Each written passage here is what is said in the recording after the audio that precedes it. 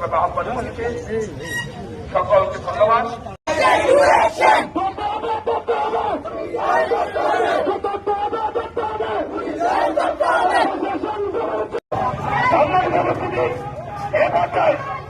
তাকে হত্যা করার জন্য এসেছি, আল্লাহর রহমতে সে বেঁচে আছে, এই জন্য হয়তো আমরা প্রতিবাদ করব।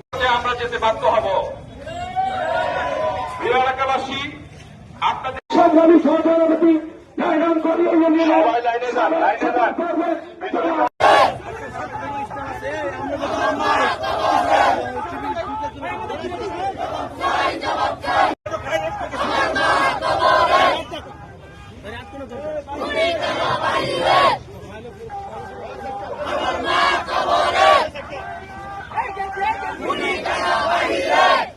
কিন্তু আমার কথা হলো, যারা আমার ফ্যামিলিকে নিয়ে বা অন্যদেরকে নিয়ে, আমি একটি কথা প্রথম দিনে বলছি আমাদের এসপি মহোদয়ের সামনে, যে সঠিক তদন্তের মাধ্যমে যেন সঠিক দোষী যেন সাব্যস্ত হয়, সেই যেন শাস্তি পায়।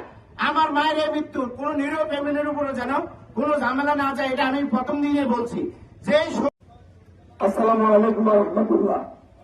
আজকে এক সপ্তাহ হয়ে গেল এই হত্যার কোন আসামিদেরকে, প্রকৃত আসামি যারা, তাদেরকে এখনো গ্রেপ্তার করা হচ্ছে না। এটা কিন্তু আপনাদের কাজ চালিয়ে যান, এই হত্যাকাণ্ডের রহস্য উদ্ঘাটন করুন। আর বিশেষ করে এই মহিলা আমার বন্ধুর বোন, আমার পাশের গ্রামের, আমরা খুব ভালো। আমি প্রশাসনের প্রতি যথাযথ সম্মান রেখে ভাষা হারিয়ে ফেলছি। প্রশাসনকে আমরা বলবো অতি অনতিবিলম্বে এর দোষী ব্যক্তিদেরকে আইনের আওতায় এনে এদের দৃষ্টান্তমূলক শাস্তি প্রদানের জন্য। আমরা অনেক ধরনের কথা বলে, অনেক কিছু বলে, কিন্তু আমার কথা হলো, যারা আমার ফ্যামিলিকে নিয়ে বা অন্যদেরকে নিয়ে, আমি একটি কথা প্রথম দিনে বলছি আমাদের এসপি মহোদয়ের সামনে, যে সঠিক তদন্তের মাধ্যমে যেন সঠিক দোষী যেন সাব্যস্ত হয়, সেই যেন শাস্তি পায়। আমার মায়ের এই মৃত্যুর কোন নিরীহ ফ্যামিলির উপরে যেন কোনো ঝামেলা না যায়, এটা আমি প্রথম দিনে বলছি।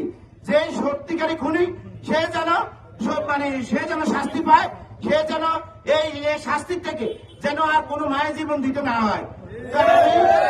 আমি সর্বোচ্চ সহযোগিতা আপনাদের থেকে